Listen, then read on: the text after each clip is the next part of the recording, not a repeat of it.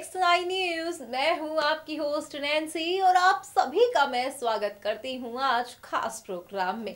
आपको बता दें कि आज का ये खास प्रोग्राम बेहद ही खास है। जी हां, दरअसल यहाँ पर बॉलीवुड के मिस्टर परफेक्शनिस्ट कहलाए जाने वाले आमिर खान ने अपने डर का खुलासा किया है।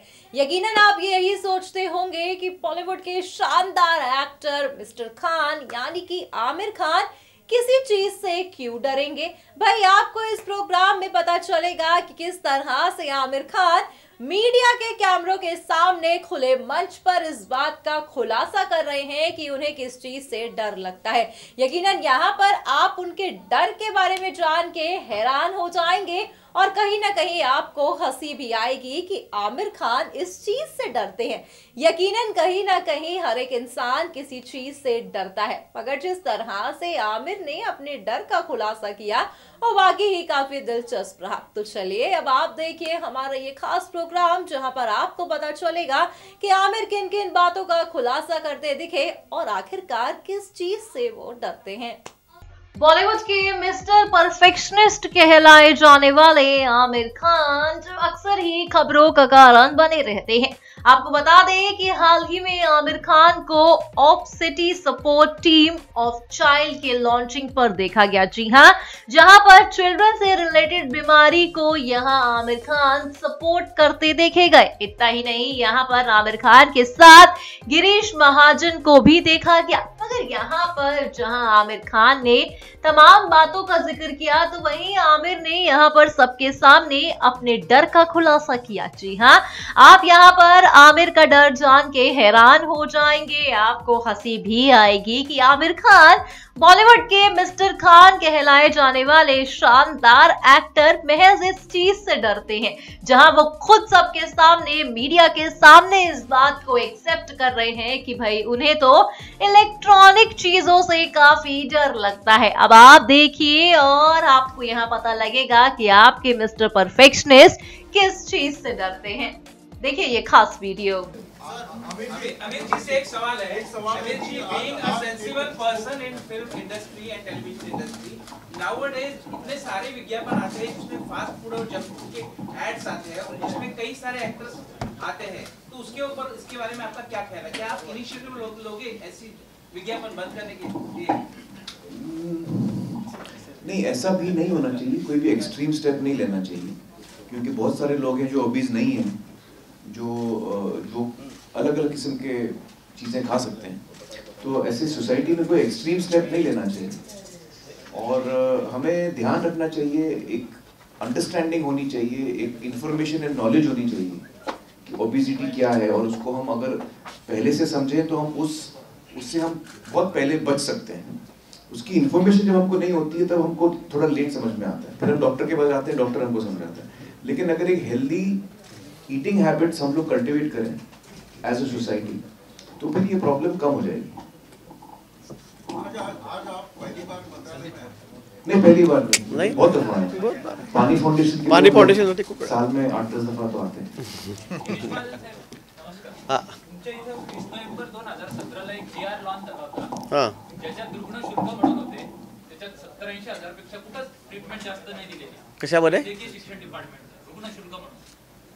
पण त्याच्यात जे आज धर्मदायन रुग्णालय तिथं 500,000 बेड रिकामे, पण ते त्यांच्यावर उपचार घेण्यासाठी प्रचार प्रसिद्धी नाही झाली असं पीएलए पॅक कमिटीने पण सांगितलेलं, कॅगनी सांगितलं। मला वाटतं माझ्या माहितीनुसार तर सगळीकडे धर्मदायाचे जे बेड आहेत 10% सगळे पॅकच आहेत, मला वाटतं जागा मिळत नाही, त्याच्याकडे वेटिंगवर आहेत। आपण काहीतरी नंतर आपण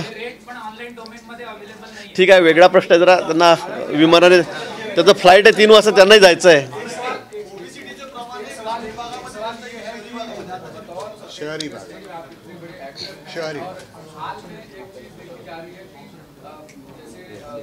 फिल्म लॉन्च हो रही है बालासाहब ठाकरे के ऊपर, तो तमाम सारे उसके जो भी डेट्स के उस डेट्स पर जो दूसरी फिल्में लॉन्च हो रही थी, उन्होंने कई लोगों ने कहा है कि हम डेट्स चेंज करके दूसरे समय रिलीज करेंगे, उस समय में नहीं रिलीज करेंगे। किस तरीके से? देखिए, फिल्म की जो रिलीज होती है वो हर प्रोड्यूसर चाहता है कि अपनी फिल्म जो है वो अच्छी डेट पर रिलीज हो, और हर प्रोड्यूसर ये भी चाहता है कि जब कोई बड़ी फिल्म आ रही हो उसके साथ क्लैश ना हो। मुझे लगता है महाराष्ट्र में बाला साहब से बड़ा कोई स्टार नहीं होगा, तो कोई उस दिन उनके साथ क्लैश नहीं करना चाहेगा। तो ये बहुत नॉर्मल चीज़ है, मुझे लगता नहीं कि इसमें कोई सरप्राइज होना चाहिए उनको। उनकी फिल्म आ रही है, जाहिर है महाराष्ट्र में सब लोग देखना चाहेंगे, तो कोई प्रोड्यूसर क्लैश अपने आप नहीं करना चाहेगा। मंत्रालय है, पॉलिटिकल सवाल नहीं होगा तो इनकम्प्लीट होगा। पहले आपके यहाँ से एक बयान आया था असहिष्णुता वाली बात, नसीर जी के यहाँ से इस तरह से बातें आ रही, अब आप क्या फील कर रहे हो? क्या है ये, इसका मैं इतनी दफा जवाब दे चुका हूँ, तो आप अगर मेरे स्टेटमेंट पढ़ लेंगे तो आपको उसमें जवाब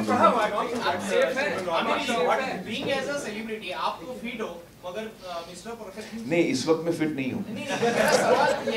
मैंने एक्चुअली दंगल के दरमियान आपने बहुत वेट गेन किया था और ओबेसिटी क्या होती है पूरी तरह मैं, हाँ, एक्सपीरियंस किया है, पूरा अनुभव है मुझे ओबेसिटी क्या है। तो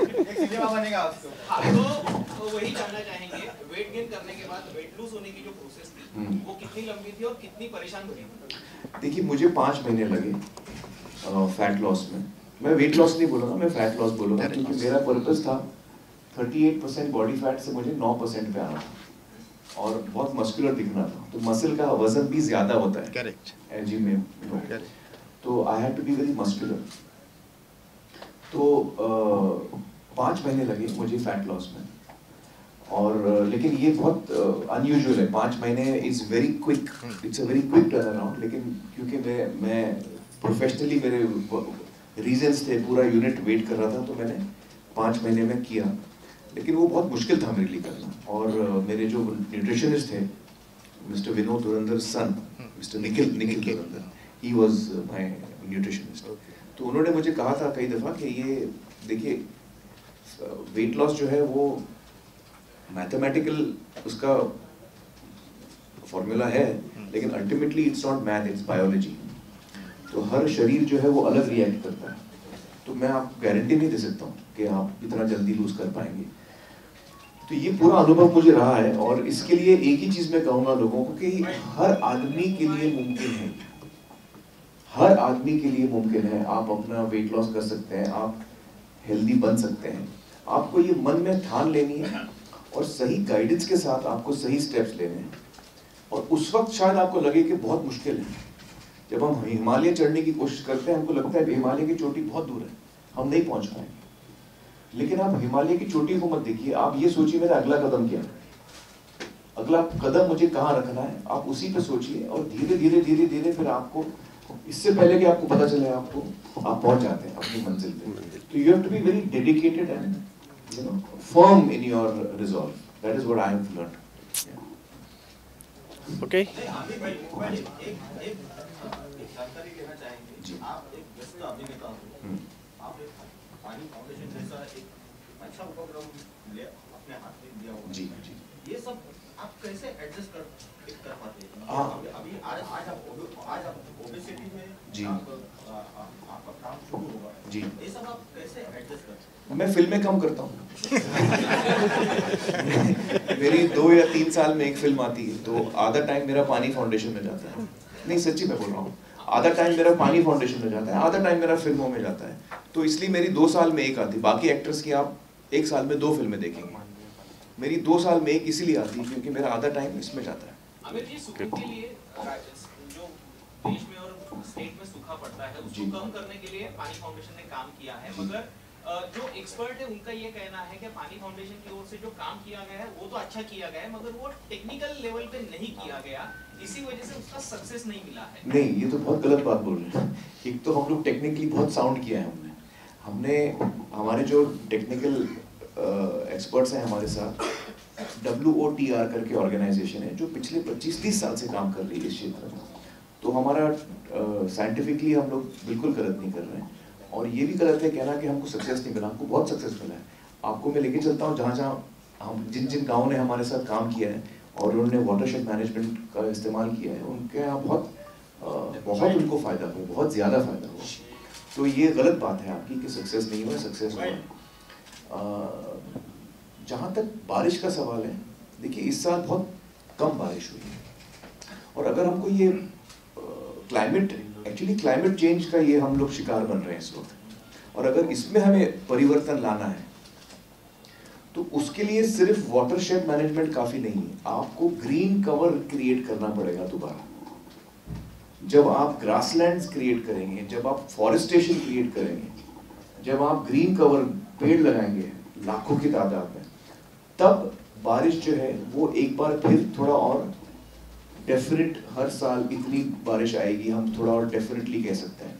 इस वक्त चूंकि हमने नेचर के साथ इतना खिलवाड़ किया, इतना खिलवाड़ किया कि अब वो हमको उसको भुगतना पड़ रहा है।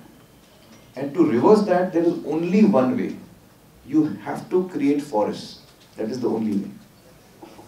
Thank you.